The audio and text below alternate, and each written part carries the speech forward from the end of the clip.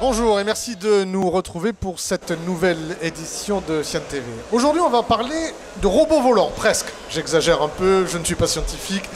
On va en parler justement avec Jean-Baptiste Izard de Technalia et Marc Goutefard. Vous êtes chercheur au CNRS LIRM. Alors, évidemment, j'exagérais en disant des robots volants, c'est pas des drones, mais c'est des robots, effectivement, qui volent quelque part. Ils sont attachés par des câbles, en fait. Expliquez-nous comment ça marche et ce que vous faites chez Technalia. Alors moi-même je suis donc ingénieur-chercheur chez Technalia depuis maintenant 8 ans. J'ai principalement travaillé donc sur ces robots parallèles à câbles que vous avez bien introduits en disant que c'est un peu comme des robots volants. Quand on les regarde de loin, en fait finalement les câbles on les voit assez peu. Ouais. C'est un objet qui est maintenu par des câbles qui sont tirés un petit peu dans toutes les directions, ce qui fait qu'on n'a pas de balancement comme on pourrait l'avoir sur une grue par exemple. Avec ce système-là, on est capable de déplacer un objet en 6 degrés de liberté, donc les 3 translations, les 3 rotations, dans un espace large, délimité globalement par la structure qui l'entoure. Alors c'est très impressionnant, effectivement, il faut voir les vidéos, mais on peut se l'imaginer. Alors là, pour les besoins de l'exercice, c'est une structure qu'on peut avoir sur le plateau, mais on peut aller sur des surfaces très grandes, vous allez nous le dire. Donc effectivement, si on fait simple, pour réimager nos propos, c'est un cube. Il est tenu par 8 câbles, et effectivement, on comprend bien qu'on peut le faire bouger partout, mais c'est pas juste pour le plaisir. Il y a beaucoup d'applications à ça. Quelles sont-elles? Tout à fait. Ce sont des applications. Les applications sur lesquelles on travaille, c'est des applications qui sont pour l'industrie.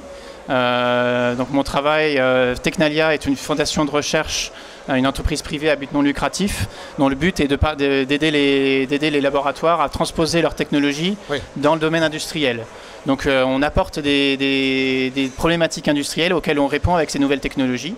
Ça va être par exemple des questions de levage automatisé, déplacer des grosses charges d'un point de vue d'une usine à un autre, tout en faisant des déplacements en rotation par exemple aussi. Un peu comme ce que font aujourd'hui les robots, d'attraper une pièce dans une cellule, la poser ailleurs, sauf que c'est le faire à l'échelle de l'usine. Ouais. Donc c'est là que les robots à câbles deviennent intéressants, puisqu'on n'a plus vraiment de limites sur les dimensions qu'on peut atteindre, sur les charges qu'on peut porter, puisqu'il s'agit d'enrouler la bonne quantité de câbles et de mettre des câbles suffisamment forts pour porter la charge dont on a besoin. Alors, c'est aujourd'hui une technologie mature, on s'en sert dans l'industrie aujourd'hui. Allez-y, oui. Oui, c'est une technologie sur laquelle on est en train de faire un transfert de technologie. Donc, on a un partenaire qui vend ces équipements sous licence maintenant. C'est assez récent. Mais aujourd'hui, il y a des produits qui peuvent être commercialisés, des produits robots à câbles. Alors, quand on voit le fonctionnement, où effectivement, dans cette zone où le robot fonctionne, il n'y a pas d'humain, c'est normal. Tout à fait, c'est comme ça que ça se passe en général. Voilà. Mais on peut s'imaginer effectivement que ça pourra être utile dans des situations où l'humain, justement, ne peut pas y être, soit parce que c'est trop dangereux, soit parce que c'est inaccessible, soit parce que ça serait vraiment un travail très laborieux pour l'humain de faire ça. Voilà, c'est ça. C'est sur ce genre d'application qu'on s'oriente principalement.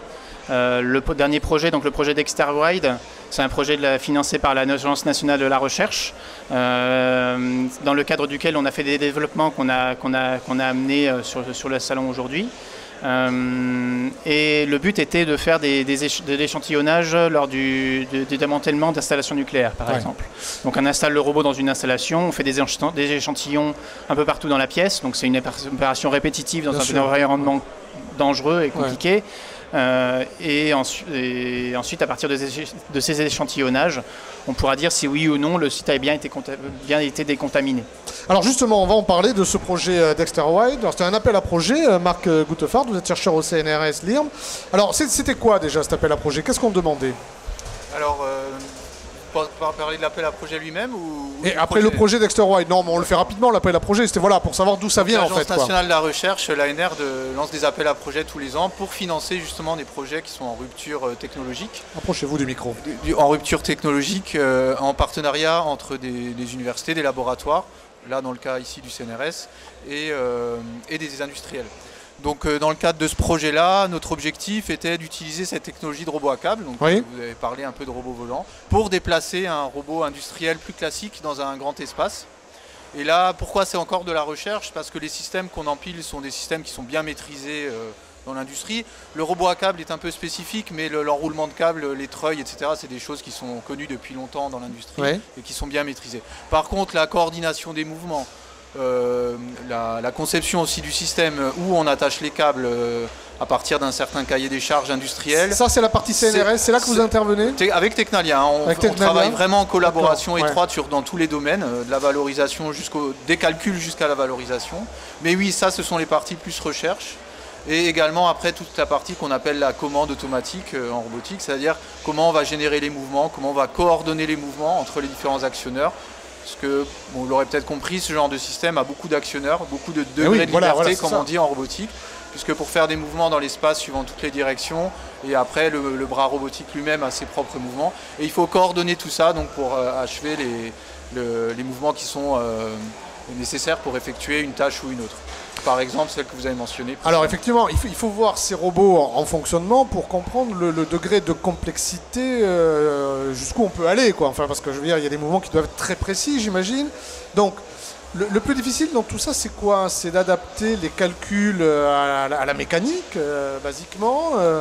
Alors si on veut résumer, parce que la chose est quand même relativement complexe, mais si on veut résumer, il y a la partie conception, ce que je mentionnais, donc comment on va choisir les robots pour que les caractéristiques en termes de masse, de dimension, etc. correspondent bien, pour pas qu'il y ait de soucis de sécurité et de performance. Et après, il y a la partie vraiment génération de mouvement. Donc là, on est plus sur du logiciel. Donc on va faire des logiciels qui vont permettre de contrôler les mouvements de ces différentes machines de manière synchronisée et de manière fiable et sûre. C'est un peu comme dans l'habillement du sur-mesure. Là, il faut créer le logiciel où il est déjà existant, créer des choses très particulières. C'est vraiment du sur-mesure? Alors c'est un peu des deux. On utilise des logiciels industriels qui nous permettent de développer à l'intérieur, comme on ferait pour un logiciel d'ailleurs sur autre. Hein. D'accord. Donc on a un framework, on ne redéveloppe pas tout. Mais à l'intérieur de ces logiciels-là, il faut qu'on fasse la base. Nos propres. Voilà, on a une base et on va développer à l'intérieur certaines briques qui vont permettre briques logicielles qui vont permettre de générer les mouvements, d'intégrer des capteurs aussi. On a besoin de capteurs en robotique. Et alors ce projet Dexter Wide, aujourd'hui, ça en est où? Alors aujourd'hui, il s'est terminé en mai de cette année 2019. Juste avant l'été, là. Juste avant l'été. C'est à ce moment-là que les derniers développements ont été clôturés, les dernières publications écrites. Maintenant, voilà, on est dans la phase où on cherche à exploiter ce savoir-faire qu'on a accumulé en cherchant des cas industriels, faire des études de cas spécifiquement avec ce genre de technologie et amener jusqu'à la réalisation d'une machine à plus haut niveau de disponibilité de la technologie.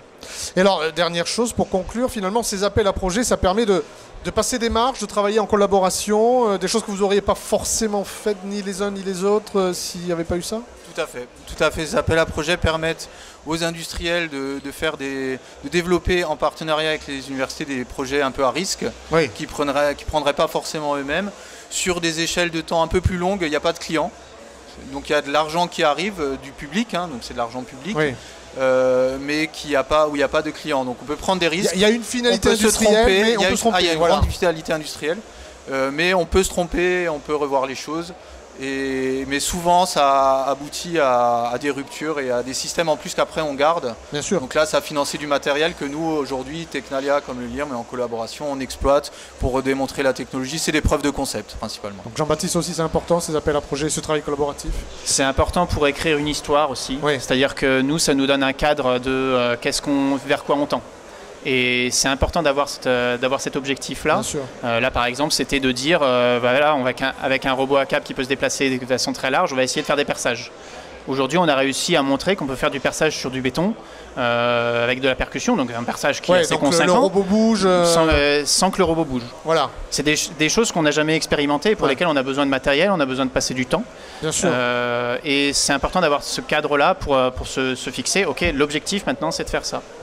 Je pense que c'est aussi important pour les industriels qui font partie de ces consortiums parce que ça leur donne un objectif en fait finalement qui garantit pour nous qui a une certaine implication et pour eux qui est quand même un certain niveau de résultat.